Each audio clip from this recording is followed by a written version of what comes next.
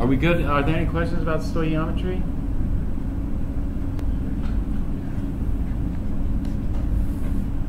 You know, the other thing is, okay, if you look at this, we have, 5 chapters, 10, 11, 12, 13, 4.5 chapters, part of 14, 4.5 chapters.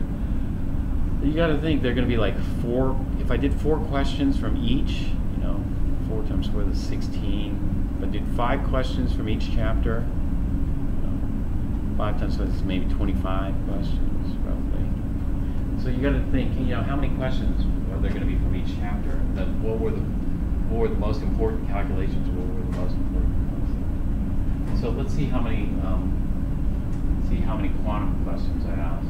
So 13's quantum, 14's quantum, 15's quantum.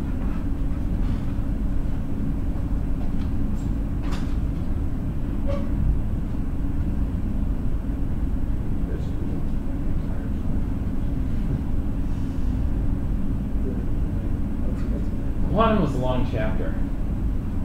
So I asked about 13 questions from quantum. Quantum's a long chapter because quantum we combine chapters 11 and 12. Remember 12 was the electron configuration? This is going into the next chapter. 13 or 14. But there weren't any periodic, one thing is I didn't really ask much of 12 here because I don't see size. What was in 12? Size, electron configuration, ionization energy. Remember those? I would have predicted one of those would hit there, but for some reason I didn't put it in there. But those are important stuff.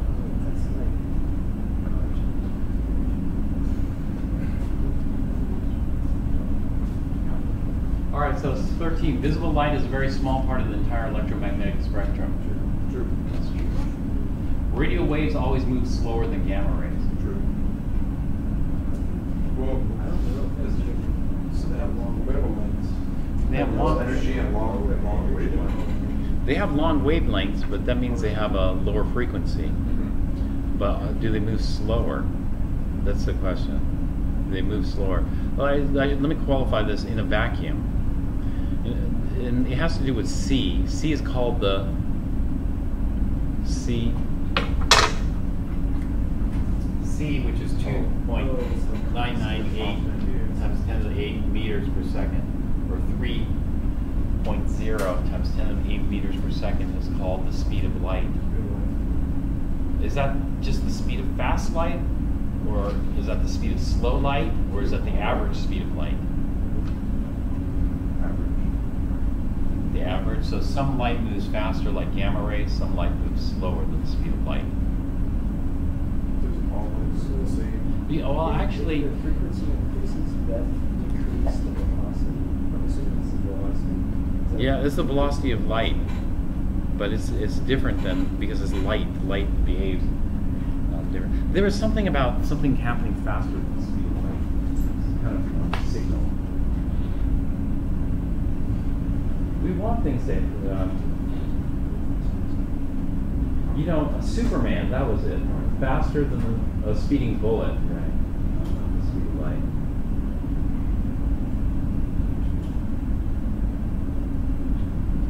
Faster than light.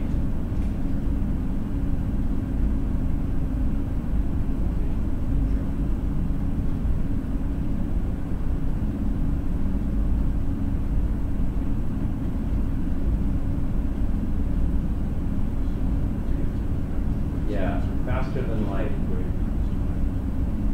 This is all this theoretical stuff.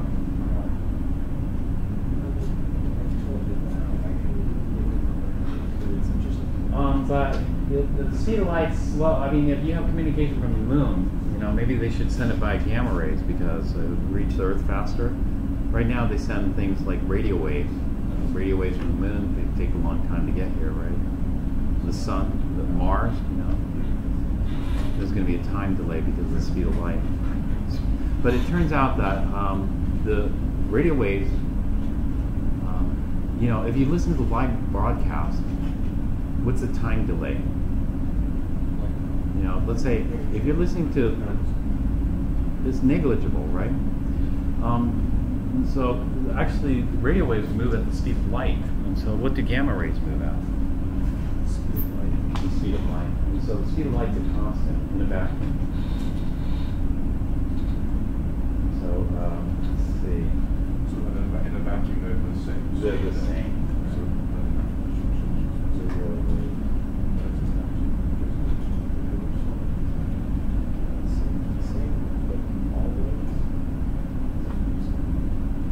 Radio waves move at 185 miles per second, which is also the speed of light.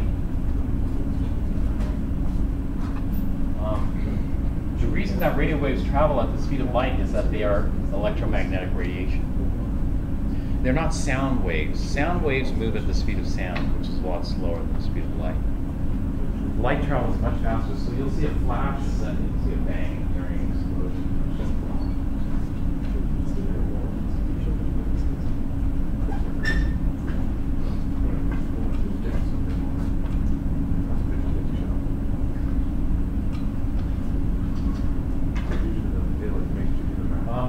If we want to get into the little details of it, the speed of light in the vacuum, commonly denoted c.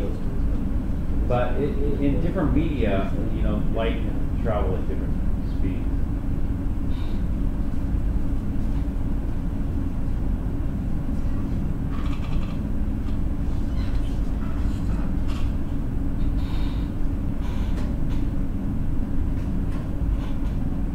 So it's a little bit of a trick question because normally when people think about radio, they think sound. When they think about sound waves do travel slow.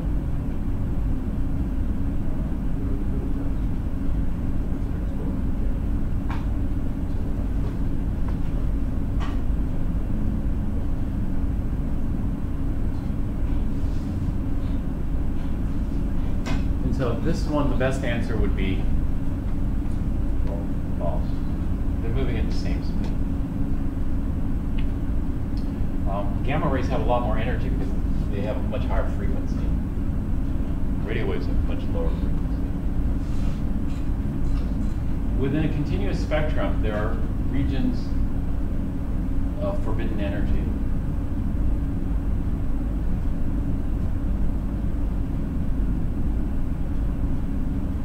What is a continuum? This boils down to this. In what we call classical physics, energy is continuous. There's a continuum of energy. In quantum physics, energy is discontinuous. Energy is quantized. And so this is saying within a continuous spectrum, a spectrum of energies, because it's continuous, there are regions forbidden. Is that true or false? Well, this is like this,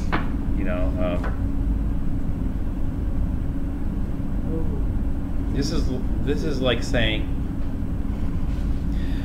within a continuum of energies, there's quantized energies.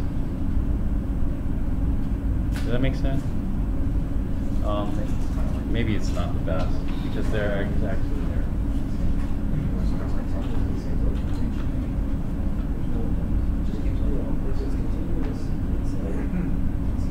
In other words, these are the two extremes we have. The two extremes is it's either continuum. A continuum means there's no forbidden energies, or it's quantized. Quantized means there's forbidden energies. And so what I'm saying is, within a continuum of energies, there's quantized. In other words, if I have a ramp like this, that's what we call a continuum of gravitational potential energies. That could be at any height I want above the side wall. But what I'm saying here is within a continuum there are steps. Well, if there are steps, it's not a continuum.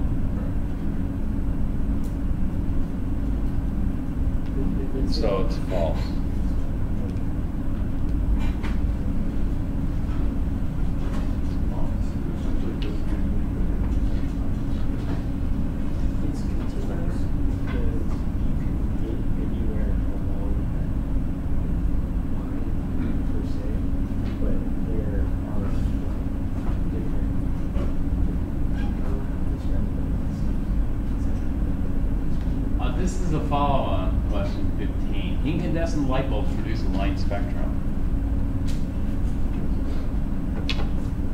incandescent, do incandescent light bulbs produce all the colors in the rainbow?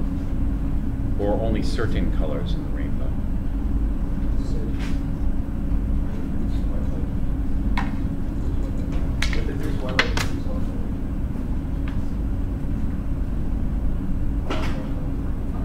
Do you have anything in your notes on this?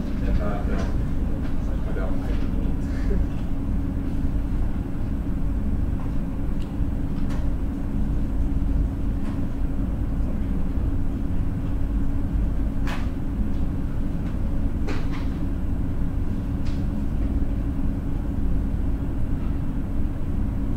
This is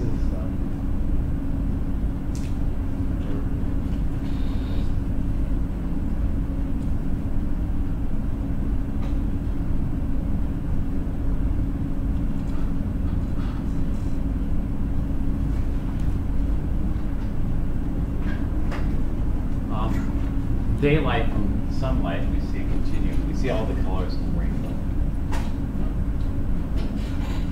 But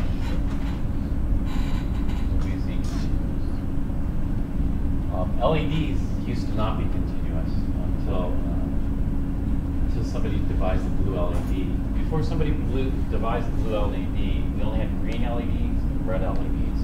With green LEDs and red LEDs, you can't make all the colors in the rainbow. And so we need red, green, and blue, then we can make all the colors in the rainbow. And so once the blue LED was developed, then LEDs were used for white light, not just red light and green light, but white light. So that was a huge, huge development. That's an interesting story, because the blue LED was kind of the holy grail of LEDs. People have been looking for the blue LED for decades. So you had two teams. One team was the theoreticians using quantum to try to figure out how to make blue LEDs, what materials would work the best. And then you had the experimental guys who just mixed it and saw. And it turned out the experimental guy got it. Anyway, the blue LED, here, that guy's at UCSB, the guy who discovered the blue LED, developed the blue LED. But this is a continuum. We have all the colors of the rainbow now. This is a tungsten filament. This is an incandescent light bulb here.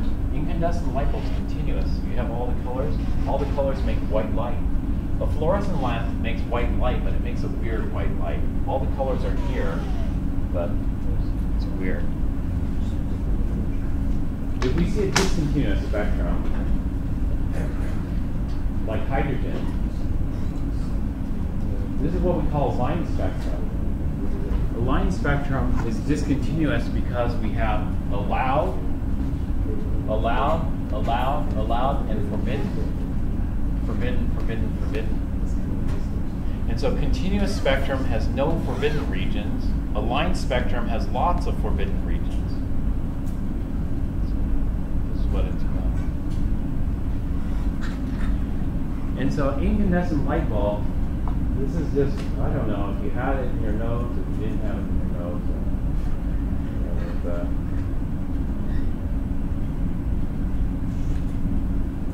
This was it. This is the incandescence of the tungsten light bulb.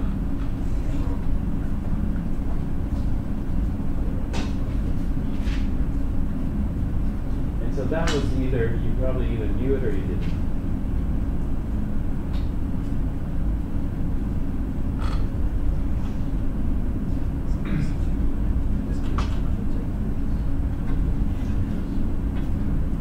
So do incandescent light bulbs produce white light, or do they produce colored light?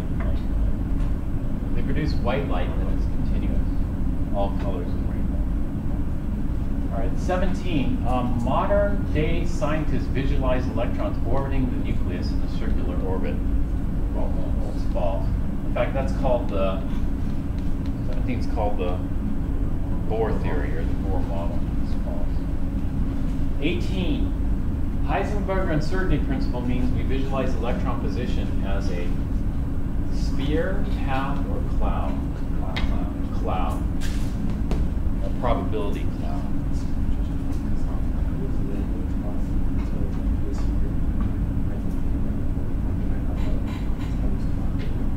Okay, 19 is the one, this is a one I made a mistake on. Orbitals are the solutions to the Heisenberg equation. I said Schrodinger equation, so Heisenberg would be false, right? Orbitals are the solutions to the Schrodinger equation. True. There are a lot of equations. You know, there's de Broglie. Heisenberg equation, I didn't even write that on the board. We didn't talk about it, but in Chem 1A, it's delta x times delta p is less than, or I mean, is greater than or equal to, well, 2h bar, but we aren't going to talk about that. 20, when L equals 1, we have the 3p orbitals.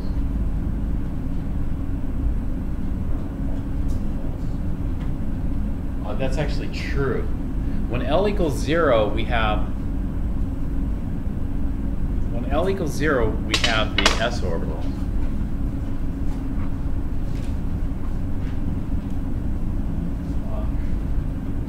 L is the shape. It's also the number. We can get the number from there. Because if L is equal to 0, then M is equal to 0. So we just have one M value. L is the S shape. When L is equal to 1, we have the P shape. And then we have 3 M values. Now M can be -1, 0, plus 1. So we have the 3p orbitals. As we map out the quantum numbers. And so when L equals 1, we have the 3p orbitals. We call the L equals 1 the P subshell, or the L equals 1 subshell, or sub-level. 21, n equals 0 is the lowest energy level. The true or false?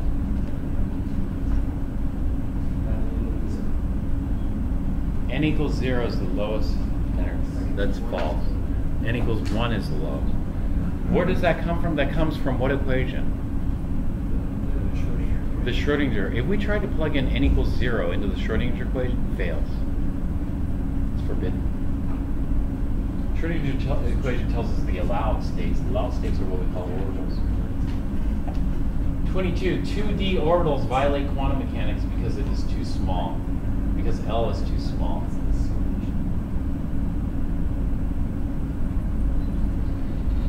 Well, 2D orbitals do violate quantum mechanics. Why do they violate quantum mechanics? Because L is too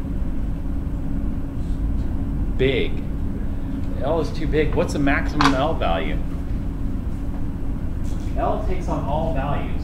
0, 1, 2, all values to a max of n minus 1. And so the biggest, the first number here is n. And so the biggest L we're allowed is n, which is 2 minus 1. And so the biggest one we're allowed is p. L equals 1. And so 2p, it stops. We don't go to 2d, we don't go to 2f, we don't go to 2. It's going to stop. Those are the little mathematical restrictions on the quantum numbers that are important to know. Those aren't in the book. Those are in the laboratory supplement.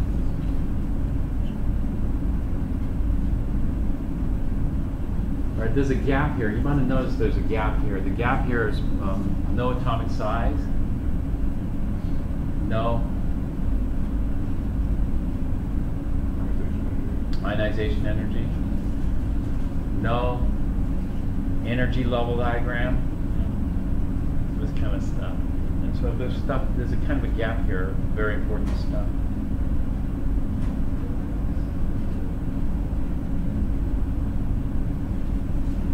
Anyway, we'll continue here. Electron configuration for chromium.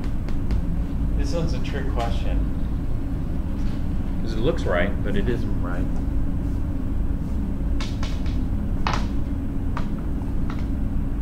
This is supposed to be true, false, sorry. The electron configuration for chromium is this, true or false? I'm sorry? Are you saying the 3D is supposed to be before the 4S? You know, that's the same thing, because that's just living force. Yeah, we can put it in any order we want. It's fine putting it in this order. This is the filling order, but it's not the reacting order. There's another problem with it. This is a recall. Do you have it in your notes? Yeah, so on the outer shell electron for the 4S, it's going to get sucked into the third. Yeah, the 3D. 3D. Right. It's going to be 4S1, 3D, 5. Why do we want 3D5? It's more stable because it's half filled. A filled and a half filled D sublevel is more stable. So chromium does this weird thing. Oh, actually, there's more. Wow, more stuff. Hund's rule. Hund's rule states orbitals of the same energy should be filled singly with parallel spin. Is it true or false? That's true. That's true. This is knowing Hund's rule. The electron configuration for the fluoride ion, F minus, is that correct? Fluoride, helium, 2s2, 2p6. Yes, that's true. Electron configuration for tungsten is xenon, 6s2. W. Yeah, tungsten is W, so let's take a look. Let's take a look at the periodic table. Yeah, look at right here.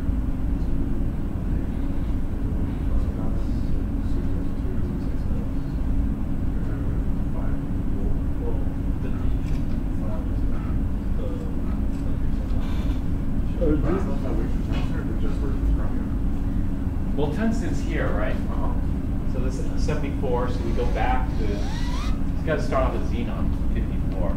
Go back. Oh, it's not. Oh, where's that? So we go xenon to, what do we call this one here? 6s2. 6s2. Then you're going to drop down to those. Yeah, then we got to drop down. So it goes 6s2, and this one's called,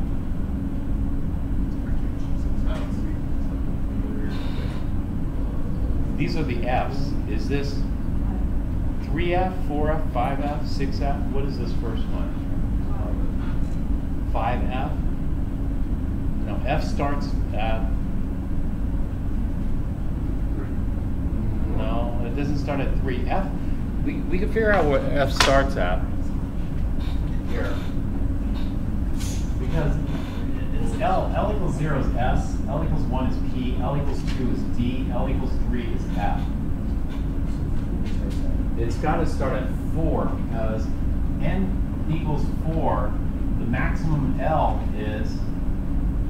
max is 4 minus 1, which is 3. And so the F's start with 4. And so it's very tricky because they're all, you know, what's a way to remember? I guess there's no easy way to remember it. It's just funny. The other way of remembering it is, remember this one? 1s, 2s, 2p, 3s, 3p. The pyramid? You can figure it out using the pyramid. Yeah. And so it goes 6s2 to 4f.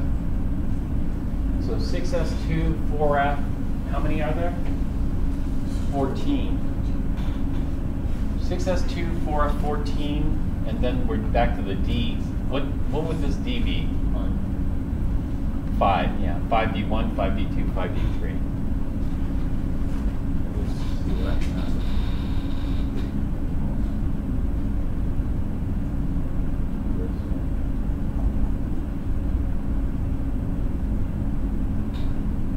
I'm missing something here.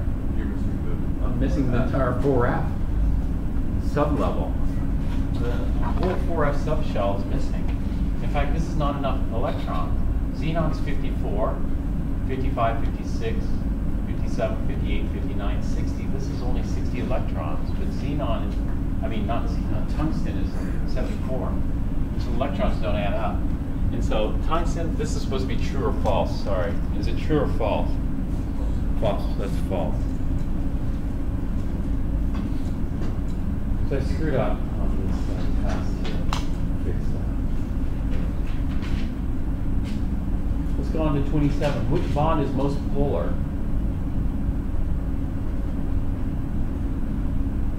When you're looking for the most polar, you're looking for the two elements that are furthest apart from each other in the periodic table. The further apart, the more polar it's going to be. Bromine and chlorine are right next to each other. H and Cl is not that far. H and O. Which one's farther apart? H and Cl or H and O? HCl. It looks like H and Cl. Okay, but there's another factor. As you go down, the electronegativity, it's funny. Which one's more electronegativity, an O or a Cl? They're both one away from fluorine. And so you take the smaller one. Which one's smaller, an O or Cl? An O. O is smaller, therefore it's going to be more reactive. And so it turns out it's HO. This one, I don't know, I shouldn't have made it that tricky. This is more Chem 1A level. I should have made it easier. There.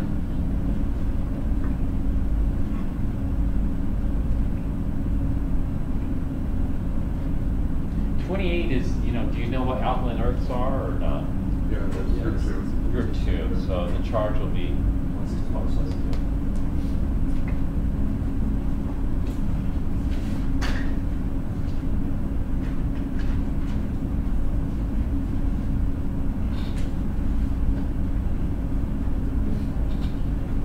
29 noble gases are highly reactive.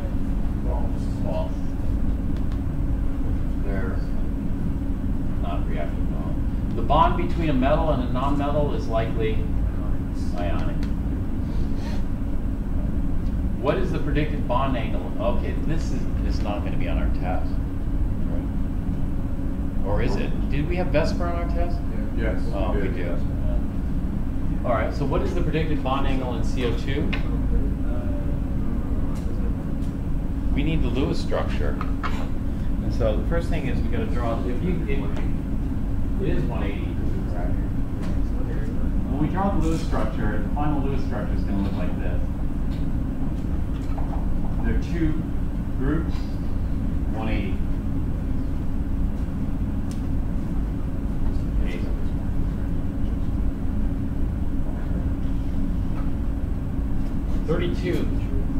Strong bases ionized in water. That's true, but this is not going to be on our test.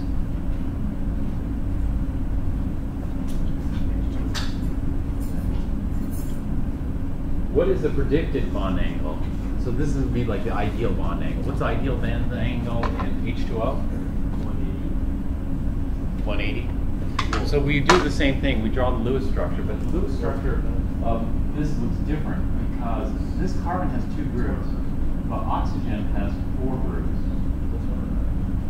And so this would be 180, but this with 4 groups is going to be 109. 4 groups is tetrahedral. That's the electron.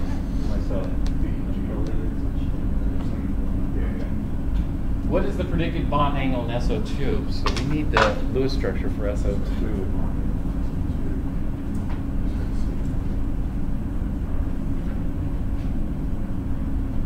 SO2 has a very funny Lewis structure. It's like this. So drawing the Lewis structure is a bit tricky, but once you get the Lewis structure, what do you think the angle should be? 120. 120 is correct. So, yeah, there are a lot of mistakes. Sorry, on this one, it should be 180, 120, 109, 90. So it's 120, correct. What is the shape of NH3? Okay, when we end up drawing the NH3 molecule,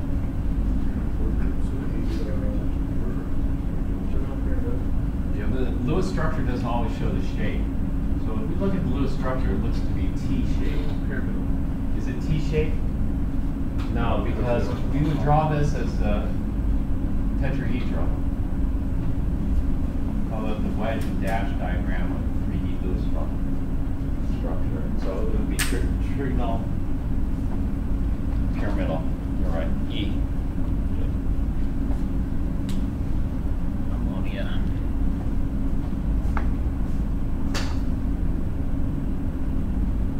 CF4 is a polar molecule. CF4 has polar bonds, that's true. But it, yeah, they're all equal and opposite, so it's false. It's non-polar because they cancel out in 3 dimensions.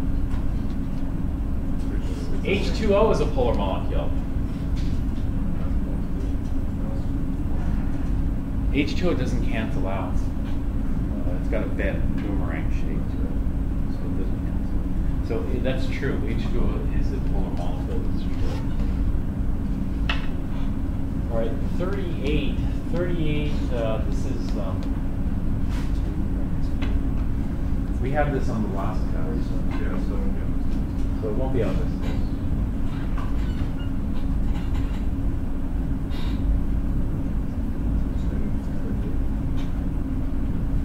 '39 stoichiometry problem for the reaction. You know, what is the theoretical yield of hydrogen with 32 grams? Okay, this is what we call a limiting reagent problem. Whenever I'm given the amount of reactant A and the amount of reactant B, we don't know. Did I mix the A and B in the right amounts? Or did I put a little extra B or a little extra A? Right? And so this is what we call a limiting reactant problem. An extra hard limiting reactant problem. Extra hard because of B. A is easy. We just have grams of magnesium to moles of magnesium, moles of magnesium to moles of hydrogen. Moles of hydrogen to grams of hydrogen. That's the yield from magnesium. But when we figure out the yield from HCl, it's a bit more tricky because we have the grams of mixture. And so if I have 24.3 grams of mixture, tell me how many grams of pure HCl I have. Can you calculate that for me? How many grams of pure HCl do I have if I have 24.3 grams of this mixture? Because I want to go from grams of pure HCl to moles of pure HCl, or moles of pure HCl to moles of hydrogen, moles of hydrogen to grams of hydrogen. So I need to do one extra step.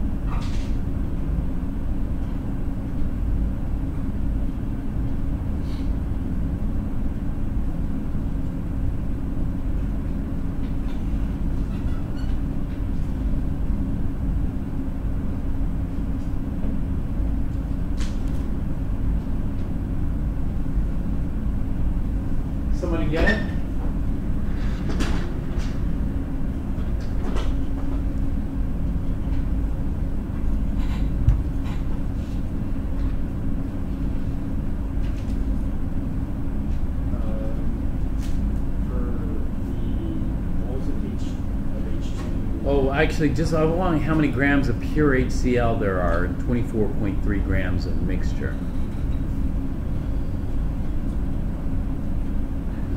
If I have 24.3 grams of a 7% by mass HCl solution, how many grams of pure HCl is that?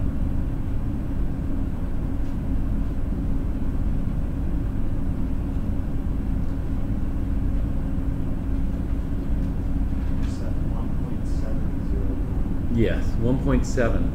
Only 1.7 grams, 1.701 grams of pure HCl. That's fine. All right, so this is a standard limiting reagent problem, and I solved limiting reagent problems using the smaller amount method. Should we go through it, or are you guys comfortable with the smaller amount method? You want to go through it, or you want to? Could you go over like the process? Yeah, the process is this. We're given A and we're given B, but we don't know if they're the right amount or not. And so what we have to do is we have to calculate the maximum amount that we can produce from A and the maximum amount that we can produce from B and compare the two. The smaller amount is the amount we're actually going to produce, right?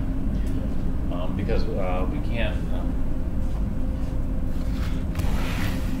if the amounts are the same, then it's properly mixed. It's a stoichiometric mixture.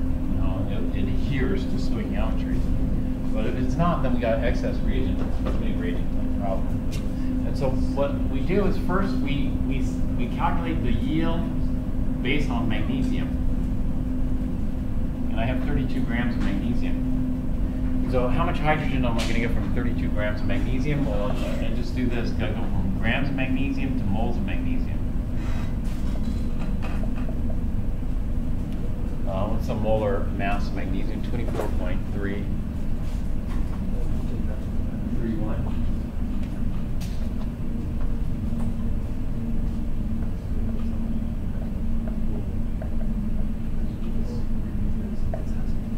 Okay, so grams of magnesium cancels out grams of magnesium. Now where do I want to go?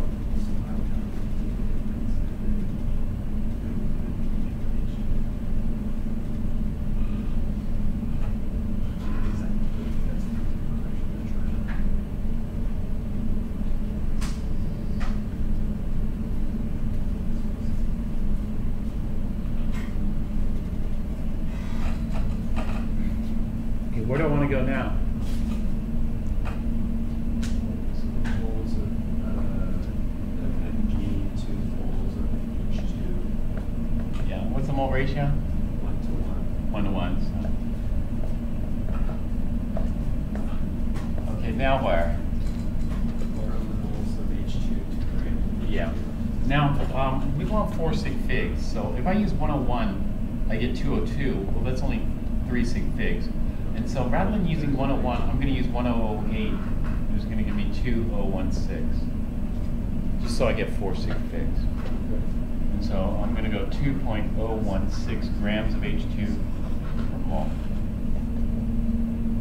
This is the only time I really use the 1008 here, or I could use more, 1079 to get more sig figs, whatever you want.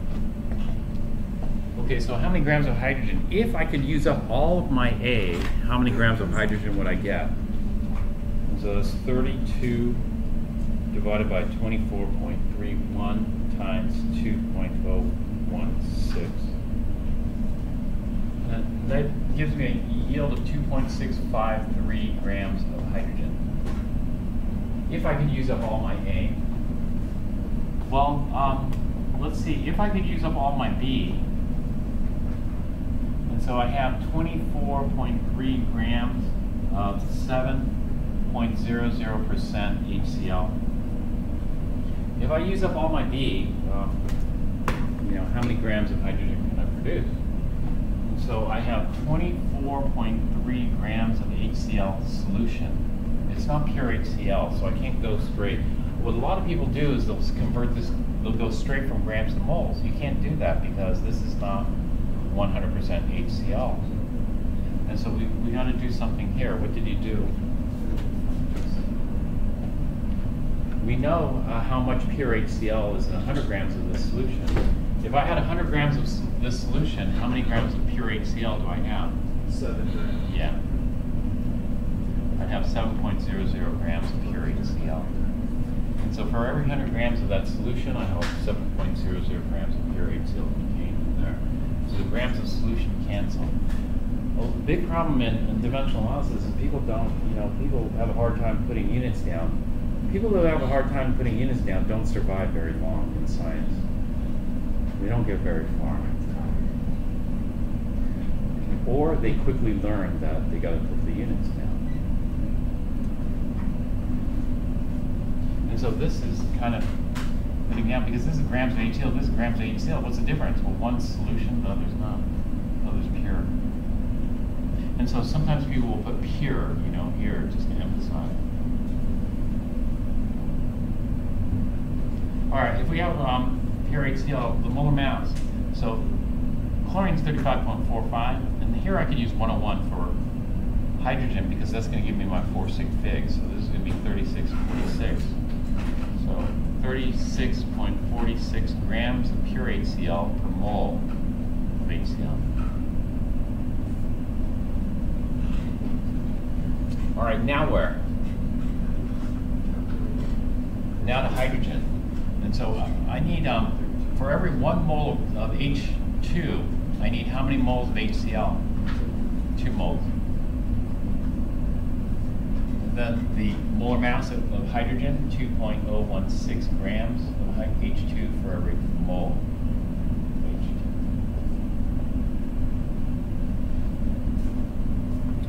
So what does this come out to? This is 24.3 times 7 divided by 100 divided by 36.46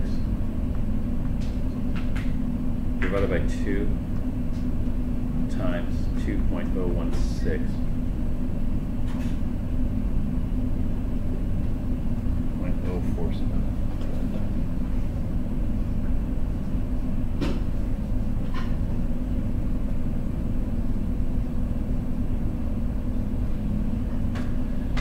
So, you know what this tells me?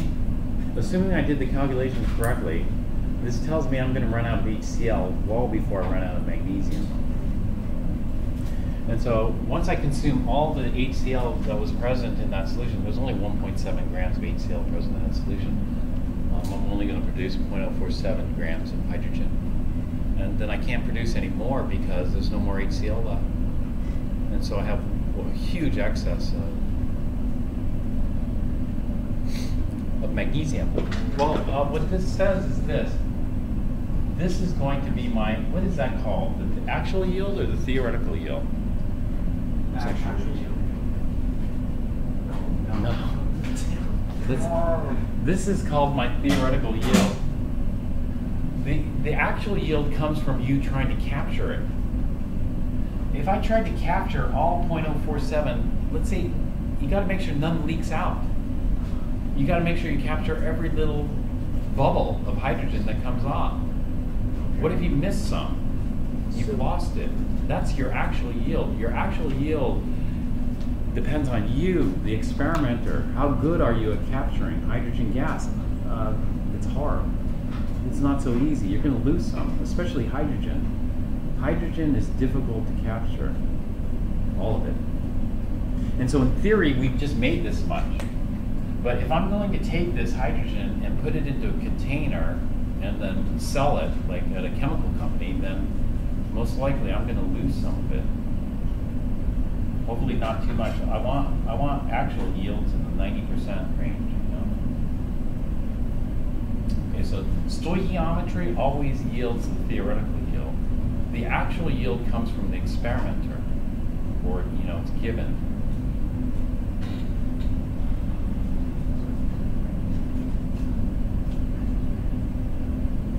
All right, so we have the theoretical yield of hydrogen. The theoretical yield is a small amount, 0.04702 grams. Now we want to know how much excess reactant remains. Okay, so we have excess magnesium remaining. The excess magnesium is going to equal the initial amount. The initial amount is 32 grams minus the amount consumed by the LR, limiting reagent. And so this is going to be 32 grams minus, now we're going to do a stoichiometry. calculation here. What was the limiting reagent? The limiting reagent is 24.3 grams of HCl solution. And then we're going to figure out how much pure HCl is in there. That's 7.00 grams of HCl for every 100 grams of HCl solution. And then we're going to convert that to moles. It's going to be 36.46 grams of HCl pure per mole HCl.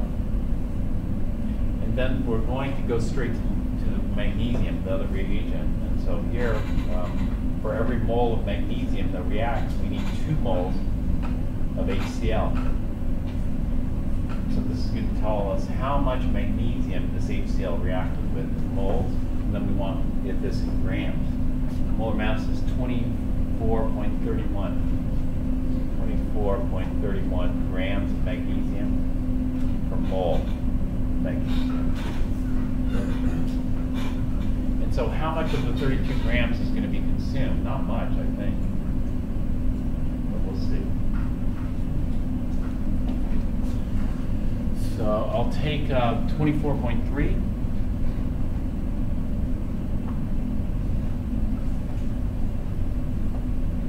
Times 7 divided by 100.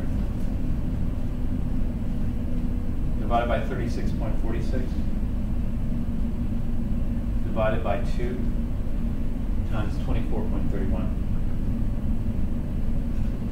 And so the actual amount we're going to consume is just 0.567 0.5670 grams of magnesium. Which means 31.432 grams of magnesium will be left over, unreacted.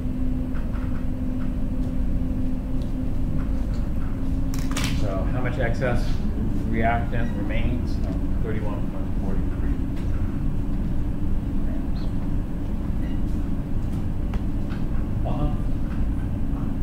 Hypothetically, could we solve this by plugging in the amount of H2,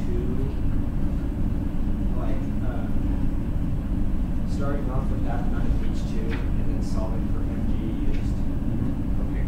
Yeah, that's fine too. The only reason I did it this way is to avoid round-off error. There are more digits here. So I dropped those extra digits. Whereas there are no more digits here. And so this would just lead to an additional rounding step. But it's okay. If you carry all the digits in your calculator, which I did, I didn't clear it, then you would have gotten the exact same answer as I got.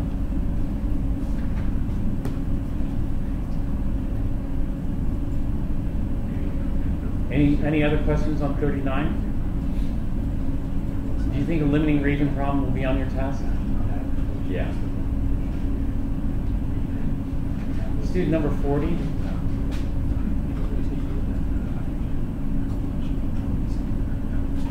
Draw a detailed energy level diagram, orbital energy level diagram for chromium. Can you do that?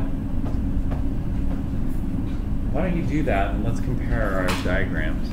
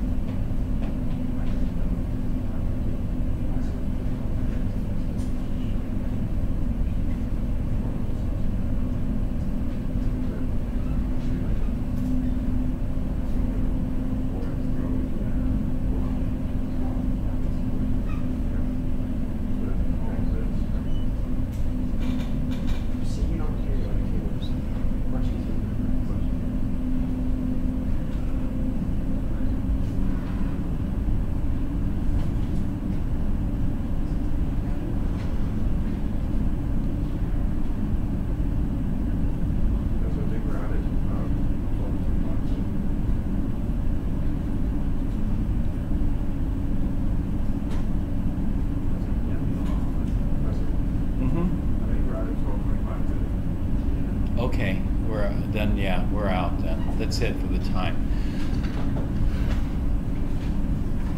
So did you guys get this? I just had a question. Would you draw it as it's predicted or as it actually is? Because chromium, like you said, chromium is a weird one. So Yeah, you draw it as it actually as is. it actually is. Okay. Anyway, we did this one in class. If you have it in your notes, if you don't have it in your notes, I'll draw it on the board.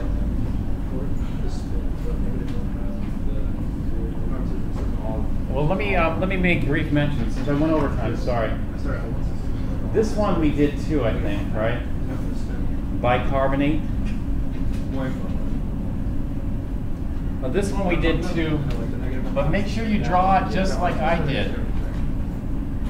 Okay? Then there won't be any issues with points. More input, more points. Yeah. I see that. Yeah, that's all.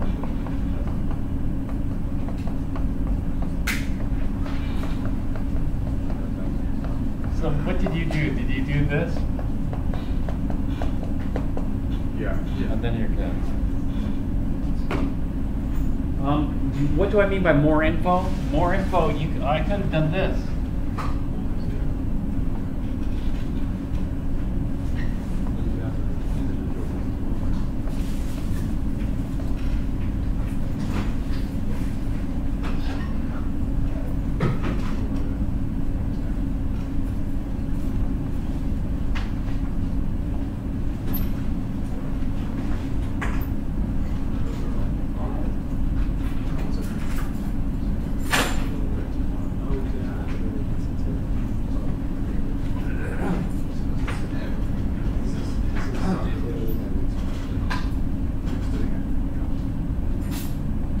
You know, something like that. You know, N, L, M, S. You can just add more details as needed if you want. Do the S's, you do 1, 0, negative 1/2, or you just leave it at 1, 0, 0? I mean, since both these electrons will be 1, 0, 0, I'll just write it for both, and then do the negative 1/2, positive 1/2 over here. Or you could do it all together. It's up to you. You know, just more info would be like these little details, you know, that you could show me. More info, I leave it open-ended because, you know, some people might do this. S looks like this, 2S like this, 3S, 4S, right? P.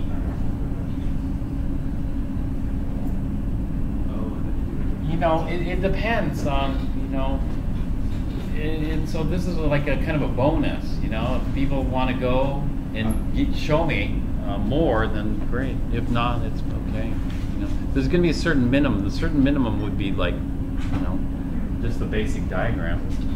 That's it. Okay. All right, we're out of time, unfortunately. So yeah, sorry I went over time today. But you know, we'll have time at the beginning of class tomorrow.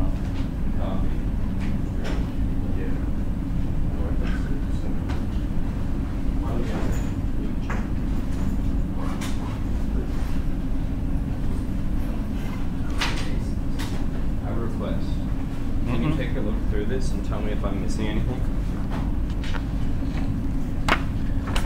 I had some questions about this as well.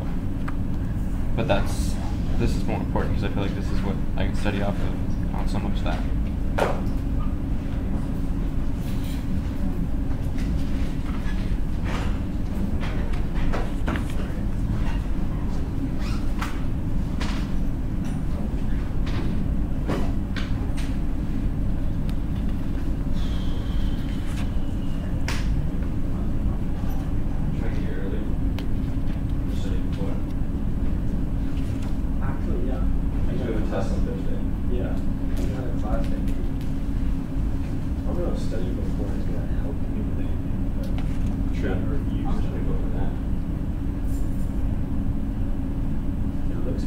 This diagram is not good. Here. What would you recommend? This diagram. Put it on the board. or look online. But the ones online aren't that great. There are a lot of them. You got to know how to draw this diagram the way I drew it here. The one from the book is not good. You're missing quantum numbers still. N, L, M, and S. Okay. Look in the supplement for that, the lab supplement. Can you possibly write down where it would be? It's called quantum numbers. There's no page number, it's just quantum number. I don't know why they didn't put the page number. And they call it QN, QN1 through QN whatever. And so there.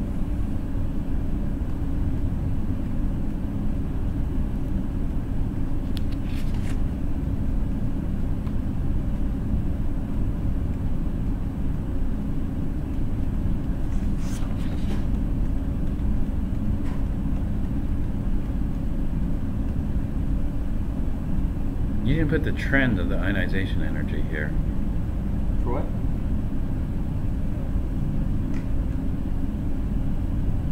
Okay, it's here. You're good. Okay, that's good.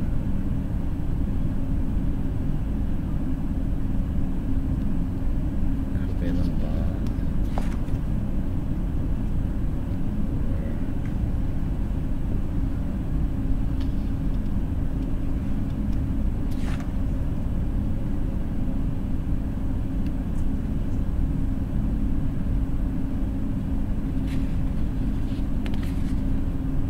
These are not good. They're no lone pairs. And so it's missing the lone pairs, it's missing the brackets, square brackets around it. We did this one in class, this one, but make sure you put the lone pairs in there. The lone pairs are important. But otherwise it's okay. Yeah, these are the shapes.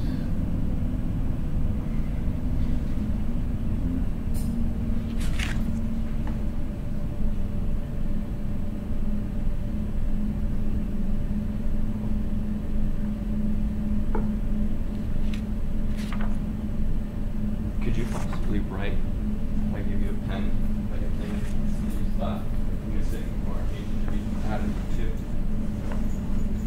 Yeah, let me see. I think I have it right here. Let's check that.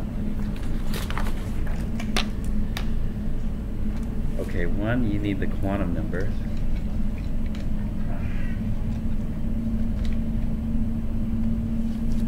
QN, the supplement.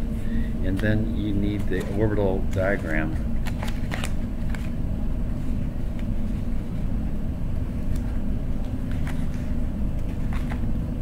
You need to know how to fill it too.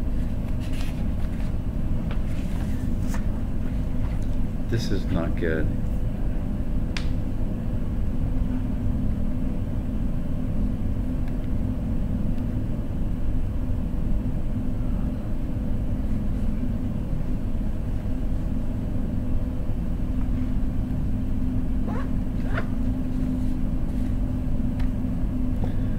This one and these ones are connected. Mm-hmm.